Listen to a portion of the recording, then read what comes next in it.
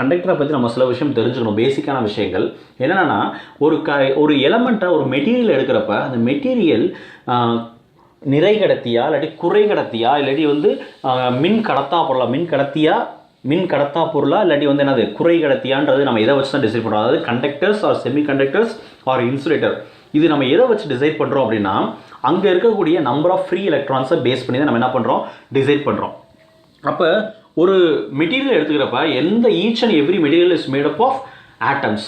அப்போ அட்டாமிக் ஸ்ட்ரக்சரை பற்றி நம்ம ஸ்டடி பண்ணுறப்ப எனக்கு நியூக்ளியஸ் சென்டராக இருக்கும், அதை சுற்றி என்ன இருக்கும், எலக்ட்ரான்ஸ்ன்ற விஷயம் கண்டிப்பான முறையில் இருக்கும். அப்படி இருக்கக்கூடிய சூழ்நிலையில் என்னோட அட்டாமிக் ஸ்ட்ரக்சரில் வெளியே இருக்கக்கூடிய அந்த அவுட்டர் மோஸ்ட் ஷெல்லில் இருக்கக்கூடிய எலக்ட்ரான்ஸு ஃப்ரீயாக இருந்துச்சு அப்படின்னா அதில் நம்ம என்ன சொல்கிறோம், ஃப்ரீ எலக்ட்ரான்ஸ்னு சொல்கிறோம். அதாவது which is not attached to the nuclear region. அந்த அட்டாமோட ஸ்ட்ரக்சருக்குள்ளே என்ன அசம்பிள் ஆகாமல் என்ன வெளியே டிட்டாச்சாக இருக்கக்கூடிய எலக்ட்ரான்ஸ், அதை என்ன சொல்கிறேன், ஃப்ரீ எலக்ட்ரான்ஸ் சொல்கிறேன். இப்படி ஃப்ரீ எலக்ட்ரான்ஸோட எண்ணிக்கை அதிகமாக இருந்துச்சுன்னா அந்த பொருளை நம்ம என்னன்னு சொல்கிறோம்னா கரண்ட் கேரியிங் கண்டக்டர்னு சொல்லி நம்ம என்ன சொல்கிறோம், குறிப்பிடுறோம்.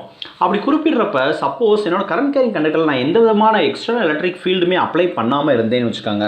அப்படி அப்ளை பண்ணாத சமயத்தில் உள்ளே இருக்கக்கூடிய இந்த ஃப்ரீ எலக்ட்ரான்ஸ் பார்த்தீங்க அப்படின்னா இந்த free electrons it will not stay in one particular position. ஒரே பொசிஷனில் என்ன பண்ணாது, நிலையாக நிற்காது. என்ன பண்ணிகிட்டு இருக்கோம், இங்கோ அங்கும் என்ன பண்ணிட்டு இருக்கோம்னா மூவ் பண்ணிக்கிட்டே இருக்கும், ரேண்டமாக மூவ் பண்ணிகிட்டே இருக்கும். அப்படி ரேண்டமாக மூவ் பண்ணிகிட்டு இருக்கப்ப எனக்கு டோட்டல் நெட் ட்ரான்ஸ்ஃபர் ஆஃப் சார்ஜ்ன்றது பார்த்தீங்கன்னா எப்படி தான் இருக்கும்னா ஈக்குவல் டு 0. ஏன்னா ஒன்றுக்கு ஒன்று என்ன இருக்கும், இப்போ ஒன்று வெவ்வேறு டேரக்ஷனில் போகிறப்போ ஒன்று ஈக்குவல் ஆப்போசிட் கண்டிஷனில் போகிறப்போ என்ன ஆயிரும்னா கேன்சல்ட் ஆகிடும். அப்போ எந்த விதமான no net motion of electrons or no net transfer of charge அப்படி இருந்துச்சுன்னா அந்த கண்டிஷனுக்கு பேர் தான் நான் என்ன சொல்ல போகிறேன் அப்படின்னா எலக்ட்ரோஸ்டாட்டிக் ஈக்லிபிரியம் அப்படின்ற ஸ்டேட்டை வச்சு நான் என்ன பண்ணுறேன், ரிலேட் பண்ணுறேன். இப்போ நம்ம இங்கே என்ன பார்க்க போகிறோம் அப்படின்றது பார்த்தீங்கன்னா இந்த எலக்ட்ரோஸ்டாட்டிக் ஈக்லிபிரியம் ஒரு கண்டக்டரில் இருக்கக்கூடிய ப்ராப்பர்ட்டிஸை பற்றி தான் டிஸ்கஸ் பண்ண போகிறோம். அப்போ மொத்தம் 4 ப்ராப்பர்ட்டிஸை பற்றி டிஸ்கஸ் பண்ண போகிறோம். அதில் மொதல் ப்ராப்பர்ட்டி என்ன அப்படின்னு பார்த்தீங்கன்னா electric field is 0 everywhere inside the conductor. This is true regardless of whether the conductor is solid or hollow. அப்போ என்ன சொல்கிறாங்க அப்படின்னா நான் ஒரு கரண்ட் கேரிங் கண்டக்டர் எடுத்துக்கிறேன் அப்படின்னா அந்த கரண்ட் கேரிங் கண்டக்டருக்கு உள்ளே இருக்கக்கூடிய எலக்ட்ரிக் ஃபீல்டு, அதாவது உள்புறமாக நான் கன்சிடர் பண்ணிக்கக்கூடிய மின் கடத்திக்கு உள்புறமாக பார்த்தீங்க அப்படின்னா அங்கே இருக்கக்கூடிய எலக்ட்ரிக் ஃபீல்டுன்றது பார்க்குறப்ப அது எப்படி இருக்குன்னா 0வாக தான் இருக்குது அப்படின்ற பாயிண்ட்டை சொல்கிறாங்க. இது என்ன அப்படின்றது பார்த்தீங்கன்னா ஒன்றும் இல்லை, ஒரு சின்ன கன்சிடரேஷன் பண்ணியாங்க. சப்போஸ் நான் எடுக்கக்கூடிய மெட்டீரியலுக்கு உள்ளே இருக்கக்கூடிய எலக்ட்ரிக் ஃபீல்டு 0 கிடையாது. அப்போ 0 இல்லை அப்படின்னா அதுக்கு என்ன அர்த்தம்னா அங்கே உள்ள ஏதோ ஒரு ஃபோர்ஸ் ஆக்ட் ஆகுதுன்னு அர்த்தம். சரியா? அப்போ ஃபோர்ஸ் ஆக்ட் ஆகுது யார் காரணமாக, ஏதோ ஒரு எலக்ட்ரிக் ஃபீல்டு காரணமாக ஆக்ட் ஆகுதுன்னு அர்த்தம். அப்படி ஆக்ட் ஆகிருந்துச்சுன்னா எனக்கு என்ன இருக்கணும், என்னோட சார்ஜஸ் எல்லாமே என்ன பண்ணிருக்கணும்னா மூவ் பண்ணிக்கணும். நெட் ட்ரான்ஸ்ஃபர் ஆஃப் சார்ஜ்ன்றது கண்டிப்பான முறையில் கிடச்சிருக்கும். ஆனால் ஒரு கரண்ட் கேரிங் கண்டக்டர் எடுத்துக்கிட்டீங்க அப்படின்னா எலக்ட்ரோஸ்டாட்டிக் ஈக்லிபிரியம் கண்டிஷன் நீங்கள் சொல்கிறீங்க அப்படின்னா அங்கே உள்ளே என்ன இருக்கக்கூடாது, நெட் ட்ரான்ஸ்ஃபர் ஆஃப் சார்ஜ்ன்றது இருக்கக்கூடாது. Until I apply some external electric field. எக்ஸ்டர்னலாக எலக்ட்ரிக் ஃபீல்டு கொடுக்காத வரைக்கும் இங்கே உள்ளே என்ன இருக்கக்கூடாது, நெட் ட்ரான்ஸ்ஃபர் ஆஃப் சார்ஜ்ன்றது எப்படி தான் இருக்கணும், 0வாக தான் இருக்கணும்.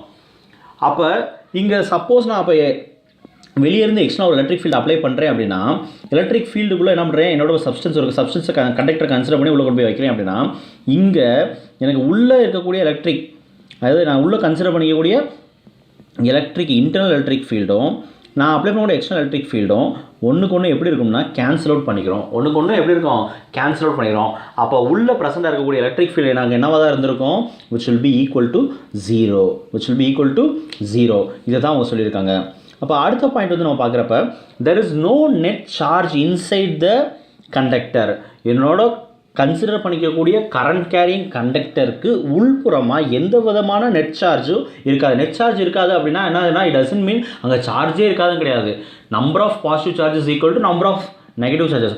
ஆர் இதை எப்படி சொல்கிறலாம் அப்படின்னா எனக்கு இந்த சார்ஜ் உள்புறமான எந்த விதமான சார்ஜஸும் இல்லை அப்படின்றீங்க அப்படின்னா இது இங்கே எனக்கு என்ன கன்சிடரேஷன் அப்படின்றத பார்க்குறப்ப எனக்கு என்னது என்னோட சார்ஜஸ் ஃபுல்லாக அப்போ எங்கே இருக்கும் அப்படின்றது பார்த்தீங்கன்னா they just resides only on the surface of the conductor. எங்கே தான் இருக்கும், என்னோட கரண்ட் கேரிங் கண்டக்டரோட சர்ஃபேஸில் தான் இது எல்லாமே ப்ரெசென்ட் ஆகிருக்கும் அப்படின்ற விஷயத்தை அவங்க ரிலேட் பண்ணுறாங்க. அப்போ இங்கே பாருங்கள் இந்த டயக்ராம் நம்ம ஏற்கனவே எங்கேயோ பார்த்த மாதிரியே இருக்குது. எங்கே காஸ் லாவை ஸ்டடி பண்ணுறப்ப எலக்ட்ரிக் ஃப்ளக்ஸை ஸ்டடி பண்ணுறப்ப நம்ம ஏற்கனவே என்ன பண்ணியிருந்தோம், இந்த கான்செப்டை நம்ம பார்த்துருந்தோம். அப்போ இதில் நீங்கள் பார்க்குறப்ப நம்ம காஸ்ல அப்ளிகேஷன் ஆஃப் காஸ் லாவில் தேர்ட் கான்செப்ட் என்னது, electric field at a point inside the current carrying conductor அப்படின்னு நம்ம சொல்கிறப்ப இன்சைட் த ஸ்பெரிக்கல் ஷெல் சரியா யூனிஃபார்ம்லி சார்ஜ் ஸ்பெரிக்கல் ஷெல் எடுத்துக்கிறப்ப அங்கே என்ன சொன்னீங்க எனக்கு எலக்ட்ரிக் ஃபீல்டுன்றது ஜீரோன்னு சொன்னீங்க. ஏன் என்ன காரணம் அப்படின்றது பார்த்தீங்கன்னா உள்ள எனக்கு நெட் சார்ஜ் வந்து பார்த்தீங்கன்னா எப்படி இருக்கும் எக்ஸ்கியூஸ் மீ அது ஜீரோவாக இருக்கும். அதை பேஸ் பண்ணி தான் நம்ம தான் சொல்லியிருந்தோம். அப்போ இங்கே எனக்கு உள்ளே என்ன இருக்குன்னா சார்ஜ் இருக்காது. ஏன் அப்படின்றது பார்த்தீங்கன்னா எனக்கு சார்ஜ் ஃபுல்லாக என்ன இருக்கும்னா என்னோட சர்ஃபேஸ் மேலே என்ன இருக்கும் யூனிஃபார்ம்லி டிஸ்ட்ரிபியூட்டட். என்னோட சார்ஜஸ் ஃபுல்லாக என்ன இருக்கும் which resides on the surface of the conductor. அப்போ இது என்ன இருக்கும் உள்ளே இருக்கக்கூடிய நெட் சார்ஜுன்றது பார்த்தீங்கன்னா ஈக்குவல் டு ஜீரோன்ற கண்டிஷனாக இருக்கும். சரியா இதை தான் நம்ம ஏற்கனவே இங்கே சொல்லியிருக்கோம். அடுத்த பாயிண்ட் வந்து பார்க்குறப்ப என்னோட எலக்ட்ரிக் ஃபீல்டு என்னோட கரண்ட் கேரிங் கண்டக்டருக்கு வெளியே கிடைக்கக்கூடிய எலக்ட்ரிக் ஃபீல்டு எப்படி இருக்கும் அப்படின்னா என்னோட சர்ஃபேஸுக்கு நான் கன்சிடர் பண்ணிக்கக்கூடிய கண்டக்டரோட சர்ஃபேஸ்க்கு மேல் பரப்புக்கு எப்படி இருக்கும்னா பெர்பெண்டிகுலராக செங்குத்தாக இருக்கக்கூடிய ஒரு விஷயமா இருக்கும்.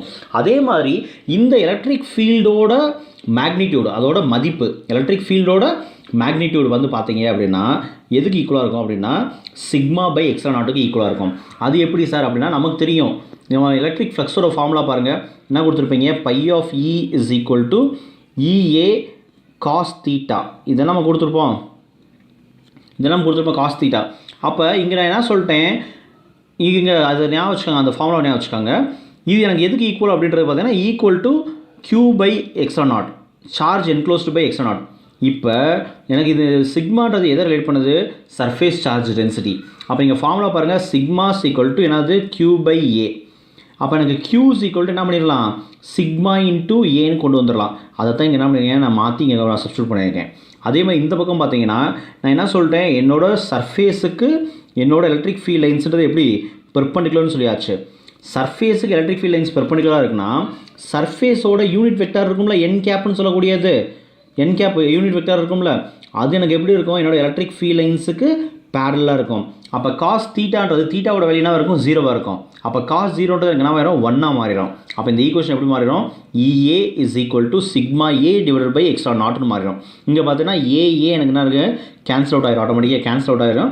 கேன்சல் ஆயிடுச்சு அப்படின்னா எனக்கு ஃபார்முலா என்ன இருக்கும் E is equal to sigma by extra naught அப்படின்ற ஃபார்முலா கிடச்சிருக்கும். இது என்னது இன் டேர்ம்ஸ் ஆஃப் மேக்னிடியூடில்.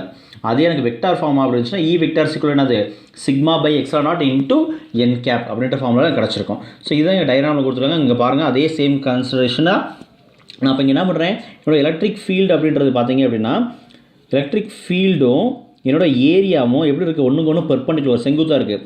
ஆனால் இந்த ஏரியா எலக்ட்ரிக் ஃபீல்டோட என்னோட ஏரியாவோட யூனிட் வெக்டார் பார்த்தீங்க அப்படின்னா என் கேப்ன்றது எப்படி இருக்கும் பேரலாக இருக்கும். எதுக்கு எலக்ட்ரிக் ஃபீல்ட் லைன்ஸ்க்கு பேரலாக இருக்கும். அப்படி பேரலாக இருந்துச்சுன்னா இங்கே எனக்கு தீட்டா இஸ் ஈக்குவல் டு என்னது 0 டிகிரி. அப்போ காஸ் 0 இஸ் ஈக்குவல் டு 1. அப்போ வெறும் எனக்கு என்ன மட்டும் தான் வரணும் இஏ இஸ் ஈக்குவல் டு இங்கே என்ன கொடுத்துருப்பீங்க q பை எக்ஸ்ட்ரா நாட்னு கொடுத்துருப்பீங்க. இந்த க்யூக்கு பதிலாக நம்ம சிக்மா ஏ சப்ஸ்டிட்யூட் பண்ணுறா ஏஏ கேன்சல் ஆகிடும் ஆட்டோமேட்டிக்காக. ஸோ இதெல்லாம் நம்ம ஏற்கனவே பார்த்தாச்சு. சரியா அடுத்த பாயிண்ட் வந்து பார்க்குறப்ப electrostatic potential has the same value on the surface and inside the conductor. அது என்ன சார் எலக்ட்ரோஸ்டாட்டிக் பொட்டன்ஷியல் அப்படின்றத பார்க்குறப்ப எலக்ட்ரோஸ்டாட்டிக் பொட்டன்ஷியல்ன்றது ஒன்றுமே கிடையாது. நான் கன்சிடர் பண்ணிக்கக்கூடிய சர்ஃபேஸ் ஒரு சர்ஃபேஸ் கன்சிடர் பண்ணிக்கிறேன். இந்த சர்ஃபேஸில் நான் என்ன பண்ணுறேன் அப்படின்னா I just consider that there is a charge which moves from one point to another point. அப்படி இருக்கப்ப சப்போஸ் எனக்கு இங்கே ஒரு விஷயம் நோட் பண்ணிங்க அப்படின்னா எலக்ட்ரிக் ஃபீல்டுன்றது பார்த்தீங்க அப்படின்னா இப்போ அதுக்கு எந்த விதமான எலக்ட்ரிக் காம்போனன்ட்ஸை பற்றி நான் பேசுகிறப்ப என்னோட சர்ஃபேஸில் எந்த விதமான பேரல் காம்போனண்ட்டும் இல்லை. என்னோட எலக்ட்ரிக் ஃபீல்ட் லைன்ஸ் எல்லாமே எப்படி இருக்குது பெர்பெண்டிகுலராக இருக்குது. என்னோட சர்ஃபேஸுக்கு பெர்பெண்டிகுலராக இருக்கக்கூடிய சூழ்நிலை இருந்துச்சு அப்படின்னா யூனிஃபார்ம் எலக்ட்ரிக் ஃபீல்டுன்றது சொல்லுவீங்க. அதே மாதிரி யூனிஃபார்ம் என்டையர் சர்ஃபேஸில் யூனிஃபார்ம் எலக்ட்ரிக் ஃபீல்டு இருக்குது அப்படின்னா என்னோட சர்ஃபேஸோட பொட்டன்ஷியல் எனக்கு எப்படி இருக்கும் அப்படின்னா கான்ஸ்டண்ட்டாக இருக்கும். எலக்ட்ரோஸ்டாட்டிக் பொட்டன்ஷியல் எனக்கு எப்படி இருக்கும் சர்ஃபேஸோட பொட்டன்ஷியல் கான்ஸ்டண்ட்டாக இருக்கும். அதாவது என்னன்னா ஈக்வி பொட்டன்ஷியல் சர்ஃபேஸ். நம்ம இது என்ன சொல்லுவோம் ஈக்வி பொட்டன்ஷியல் சர்ஃபேஸ்ன்னு சொல்லுவீங்க. அப்போ ஈக்வி பொட்டன்ஷியல் சர்ஃபேஸாக இருந்துச்சுன்னா நான் ஒரு சார்ஜை கன்சிடர் பண்ணிக்கிறேன். இது ஒரு என்னோட சர்ஃபேஸில் ஒரு பாயிண்ட்லேருந்து இன்னொரு பாயிண்ட்டுக்கு மூவ் பண்ணுது அப்படின்னா இங்கே எனக்கு என்னது ஒர்க் டன் ஈக்குவல் டு 0ன்ற கண்டிஷன் வந்துடும். ஒர்க் டன் ஈக்குவல் டு என்னது 0ன்ற கண்டிஷன் வந்துடும். அப்போ இது எனக்கு எப்போ மட்டும் தான் சாத்தியம் அப்படின்னா ஈக்வி பொட்டன்ஷியல் சர்ஃபேஸாக இருந்தால் மட்டும் தான் இது சாத்தியம். சரியா அப்போ என்ன அர்த்தம்னா இங்கே என்ன இல்லை பொட்டன்ஷியல் டிஃப்ரென்ஸ் இல்லை. இங்கே என்னது பொட்டன்ஷியல் டிஃப்ரென்ஸ் இல்லை. பொட்டன்ஷியல் டிஃப்ரென்ஸ் இல்லை அப்படின்னா எனக்கு எலக்ட்ரோஸ்டாட்டிக் பொட்டன்ஷியல்ன்றது எப்படி தான் இருக்கும், சேமாக தான் இருக்கும். எங்கே சேமாக இருக்கும், என்டையர் சர்ஃபேஸ் மேலே எனக்கு எப்படி தான் இருக்கும், சேமாக தான் இருக்கும். எந்த பாயிண்ட்லேருந்து எங்கே மூவ் பண்ணாலுமே அந்த சர்ஃபேஸ் மேலே ஃபுல்லாக பார்த்தீங்கன்னா எலக்ட்ரோஸ்டாட்டிக் பொட்டன்ஷியல்ன்றது எப்படி தான் இருக்க போகுது, சேமாக தான் இருக்க போகுது. அடுத்து உள்ள கண்டக்டரோட உள்புறமாக பார்க்குறப்ப வந்து என்னென்னா எனக்கு எலக்ட்ரிக் ஃபீல்டுன்றது எனக்கு இன்சைட் த கண்டக்டர் அப்படின்றது என்னது ஈக்குவல் டு 0. அப்போ அது 0னா அங்கேயும் எனக்கு பொட்டன்ஷியல் எப்படி தான் இருக்கிறதா அர்த்தம், சேமாக தான் இருக்குன்னு அர்த்தம். அப்போ எனக்கு எலக்ட்ரோஸ்டாட்டிக் ஈக்குலிபிரியம்ன்ற கண்டிஷனு எனக்கு இது எப்போ எனக்கு கண்டக்டர்ஸை பொறுத்த வரைக்கும் எலக்ட்ரோஸ்டாட்டிக் ஈக்குலிபிரியம்ன்ற ஸ்டேட் கொண்டு வரீங்கன்னா எனக்கு என்ன அர்த்தம்னா அங்கே ஈக்வி பொட்டன்ஷியல்னு அர்த்தம். கண்டக்டர் எனக்கு எப்பவுமே எப்படி இருக்குன்னு அர்த்தம், ஈக்வி பொட்டன்ஷியல் ஸ்டேட்டில் இருக்குன்னு அர்த்தம். ஸோ நம்ம இது வரைக்கும் பார்த்துருக்க பாயிண்ட்ஸ் வெறும் 4 பாயிண்ட்ஸ் மட்டும் தான் பார்த்துருக்கோம். First point electric field 0 everywhere inside the conductor. Second point no net charge inside the கண்டக்டர்ன்றது பார்த்துருக்கோம். மூணாவது பாயிண்ட் என்னது, electric field outside the கண்டக்டர்ன்றது எப்படி இருக்குது, perpendicular to the surface of the conductor. அதே மாதிரி அதோட மேக்னிடியூட் எனக்கு எப்படி இருக்க போகுது, ஈக்குவல் டு சிக்மா பை எக்ஸ்ட்ரான் எலக்ட்ரிக் ஃபீல்டோட மேக்னிடியூடு. அண்ட் நாலாவது பாயிண்ட் வந்து பார்த்தீங்கன்னா எலக்ட்ரோஸ்டாட்டிக் பொட்டன்ஷியல்ன்றது சேமாக தான் இருக்கும். எங்கே சர்ஃபேஸ்லையும் சரி இன்சைட் த கண்டக்டரும் சரி எனக்கு எப்படி தான் இருக்க போகுது, சேமாக தான் இருக்க போகுது. ஸோ இதை நம்ம என்ன பண்ணிருக்கோம்